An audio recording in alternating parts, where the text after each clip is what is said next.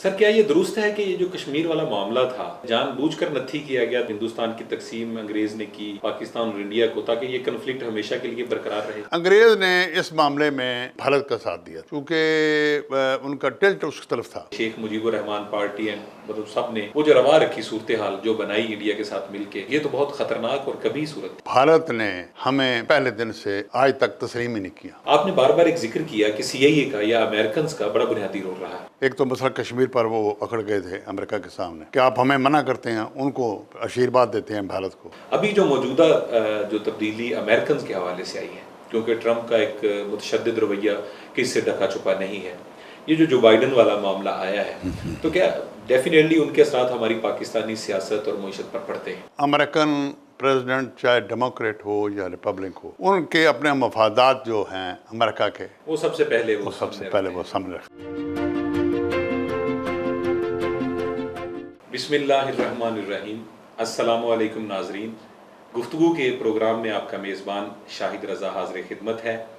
ہم چاہتے ہیں کہ ہم بطور پاکستانی شہری بہت سے ایسے پہلوؤں سے ان سے ہم آہنگی اور ذہنی شعور حاصل کریں کہ ہم جان سکیں کہ آخر وہ کیا وجوہات ہیں جن کی بنا پر پاکستان آج نازک دوراہے پر کھڑا ہے۔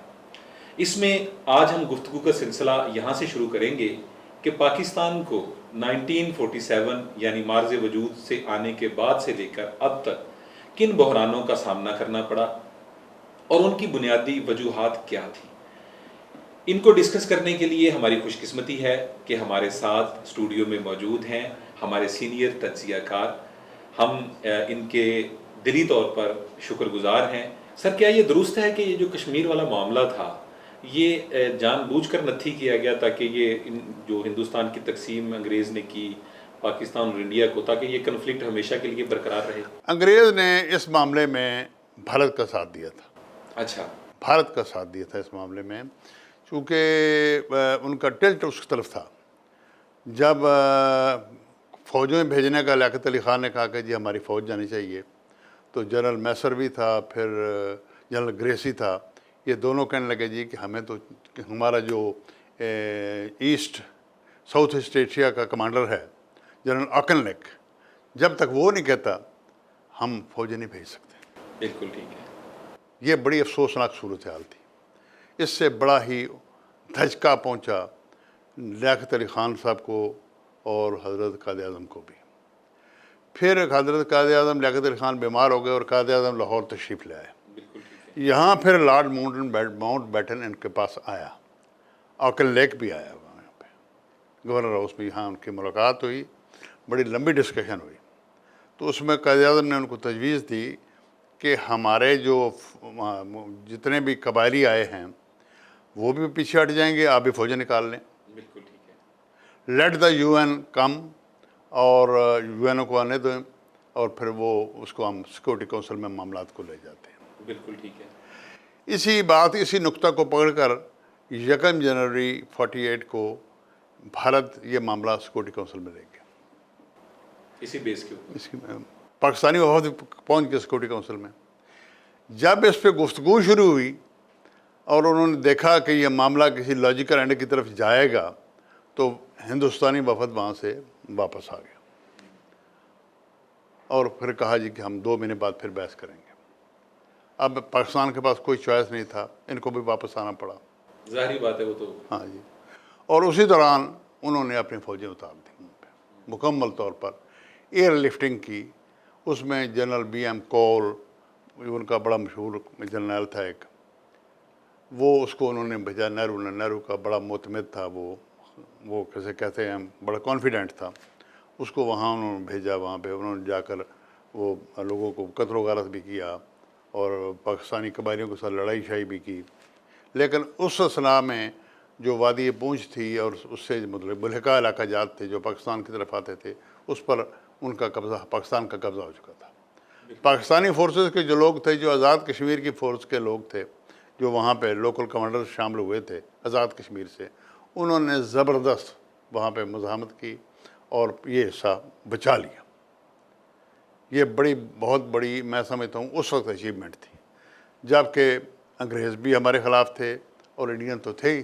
اچھا اس میں ایک دوسرا پہلو یہ تھا سر، ہم نے سکوت ڈھاکہ کو بھی تو فیس کیا، وہ تو ہمیں بلیٹن نہیں ملا تھا، تو ایسے کیا حالات تھے کہ ہم یہاں تک پہنچے کہ جس میں ہم سکوت ڈھاکہ کی کہانی جو ہے وہ بھی پاکستان بننے کے بعد سے ہی شروع ہوتی ہے.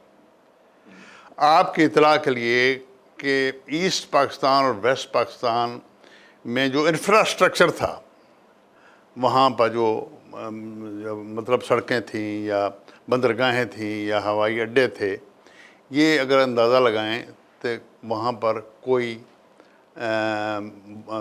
جیٹ جہاز یا بوئنگ جہاز اترنے کے لیے ہوائی اڈے نہیں، صرف 2 ہوائی پٹیاں تھیں، ایک ڈھاکہ میں ایک چٹاگانگ میں. بالکل ٹھیک ہے. اونلی 2. 240 میل سڑکیں تھیں صرف پکی، پورے مشرقی پاکستان. پوری مشرقی پاکستان. بندرگاہ تھی نہ ہونے کے برابر، فیسلٹی کوئی نہیں تھی. 1970 میں آ کر گورنمنٹ آف پاکستان نے وہاں پر جیٹ اترنے کے لیے ڈھاکہ میں وہ موسٹ ماڈرن ایئرپورٹ بنایا تھا، جو 1970 میں مکمل ہوا. اس وقت کے شیخ مجیب الرحمان پارٹی مطلب سب نے وہ جو روا رکھی صورتحال جو بنائی انڈیا کے ساتھ مل کے، تو یہ تو بہت خطرناک اور کبھی صورت تھی. شاہد صاحب، جیسے میں نے پہلے گزارش کی ہے، یہ آپ بات ذہن میں رکھیں کہ بھارت نے ہمیں پہلے دن سے آج تک تسلیم ہی نہیں کیا. یہ تو بالکل انڈرسٹوڈ ہے. ان کی ہر ممکن کوشش رہی ہے، ہر دور میں کوشش رہی ہے کہ پاکستان کو ڈیسٹیبلائز کرے. کوئی ایسا طریقہ کار، کوئی اس طرح کا. اندرا گاندھی کو 65 کی جنگ کا بڑا دکھ تھا، ہزیمت اٹھانا پڑی. ہزیمت اٹھانے تھے. ایوب خان جو تھے، وہ جو بھی تھے وہ باہر ڈکٹیٹر تھے. انہوں نے بیسک ڈیموکریٹک سسٹم لائے، جو بھی لائے وہ مطلب کچھ چلا کچھ نہ چلا. بیسیکلی تو وہ مکسر تھا نا سر. ہاں جی. آپ ایسٹ پاکستانیز کی مسلم لیگ یا قائد اعظم سے انسیت یا محبت یا عقیدت کا عالم دیکھ لیں کہ جب ایوب خان بطور پریزیڈنٹ الیکشن لڑے تو مس فاطمہ جناب کے مقابلے میں بنگلہ دیش سے واضح اکثریت سے جیت کی تھی ایسٹ پاکستان میں. آپ اس سے وہ اناد یا بغض یا جو وہ اندر پنپنے والا وہ سمجھ سکتے ہیں اس کو. وہ انہوں نے جو ڈکٹیٹرز کی ہیجمنی ہے نا، اس کو تسلیم نہیں کیا. یہاں تک تسلیم نہیں کیا کہ انہوں نے مجیب الرحمان کو بھی نہیں چھوڑا اس معاملے میں. آپ نے بار بار ایک ذکر کیا کہ سی آئی اے کا یا امریکنز کا بڑا بنیادی رول رہا ہے، چاہے وہ ڈکٹیٹرشپ آئی ہمارے ہاں، چاہے وہ سویلینز آئے یا ڈیموکریٹک گورنمنٹس آئیں، ان کے پیچھے بھی بہت سارے فیکٹرز جو کار فرما تھے. تو یہ شروع میں یہ کیا اس کا طریقہ کار تھا کہ ایک بندہ آتا تھا، اس کو پلانٹ کیا جاتا تھا، پھر جب اس سے مقاصد پورے ہو جاتے تو پھر دوسرا لے آیا جائے؟ ایسا ہی ہے، بالکل ایسا ہی ہے. تو یہ تو میوزیکل چیئر والا گیم، ایک کے بعد ایک. ایک کے بعد ایک. دیکھو جی، لیاقت علی خان صاحب ان کے قابو نہیں آئے. میں پہلے بھی آپ سے عرض کر چکا ہوں کہ 4-5 پوائنٹ تھے جس میں قابو نہیں آئے. ایک تو مسئلہ کشمیر پر وہ اکڑ گئے تھے امریکہ کے سامنے کہ آپ ہمیں منع کرتے ہیں، ان کو آشیرواد دیتے ہیں بھارت کو.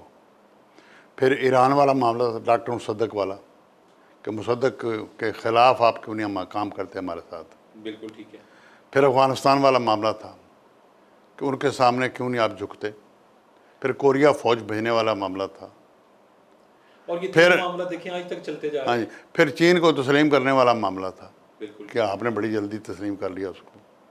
یہ سارے معاملات ان کو پسند نہیں تھے لیاقت علی خان کے. پھر یہاں پہ ان کو اسٹوج مل گئے. یہی کہنا چاہوں گا میں بالکل صحیح معذرت کے ساتھ کہ گورنر جنرل وہ غلام محمد خان سے بندے مل گئے ان کو، ملک غلام محمد جیسے، کہ جو ان کے اس کو ہی واز اوور ایمبیشیس، بہت زیادہ وہ تھے اس میں کہ اب میں اوپر آؤں، میں گورنر جنرل بنوں.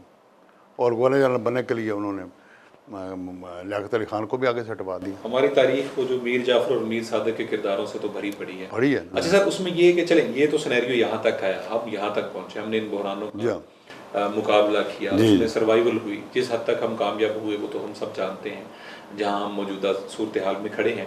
ابھی جو موجودہ جو تبدیلی امریکنز کے حوالے سے آئی ہے، کیونکہ ٹرمپ کا ایک متشدد رویہ کس سے ڈھکا چھپا نہیں ہے، یہ جو بائیڈن والا معاملہ آیا ہے، تو کیا ڈیفینیٹلی ان کے اثرات ہماری پاکستانی سیاست اور معیشت پر پڑتے ہیں.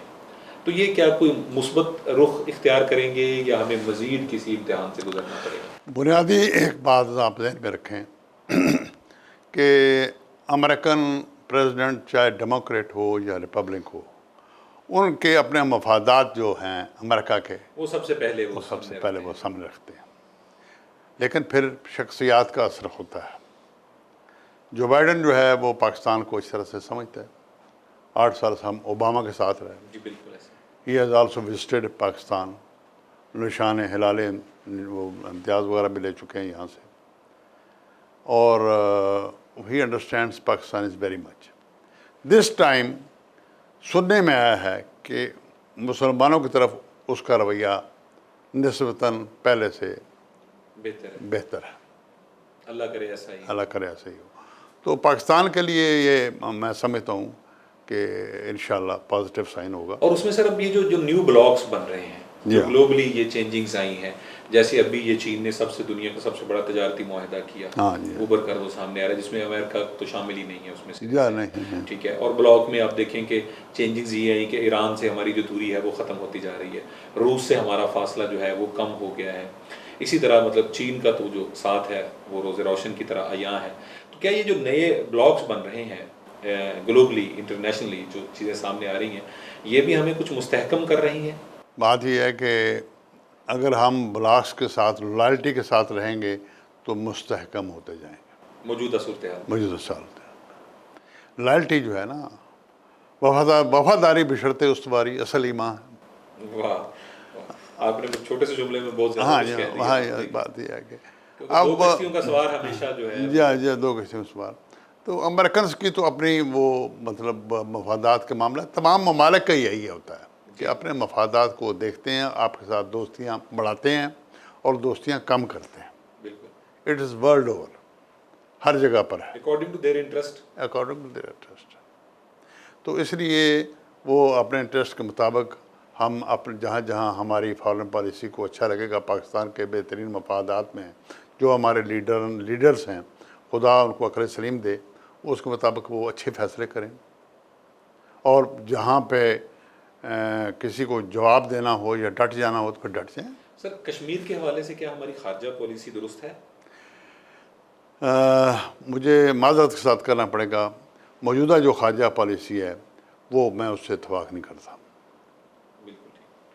وہ معذرت خواہانہ زیادہ ہے. اور موجودہ صورتحال کے بعد خاص طور کے اوپر جب انہوں نے اس کی ریاستی حیثیت ختم کی، دوسرا ہم نے صرف زبانی جمع خرچ کیے تو ہمارا کوئی چیز سامنے نہیں ہے. کوئی چیز نہیں. یہ کارگل تک ٹھیک تھا معاملہ، لیکن اس کے بعد پھر یہ نیچے آتا گیا اس کا لیول. اچھا، ہمارے مستقبل کے حوالے سے یہ جب ہم بحرانوں کی بات کرتے ہیں، آپ کیا سمجھتے ہیں کہ سول ملٹری تعلقات کی جو نئی نہج ہمارے سامنے آئی ہے، اس سے بہتری کی گنجائش ممکن ہے؟ کیوں نہیں، بشرطے کہ اسٹیبلشمنٹ بھی دروازہ کھلا رکھے اور سیاستدان بھی اپنا دروازے کھلے رکھے. دروازے بند کرنے سے، رابطے منقطع کرنے سے مسائل حل نہیں ہوتے.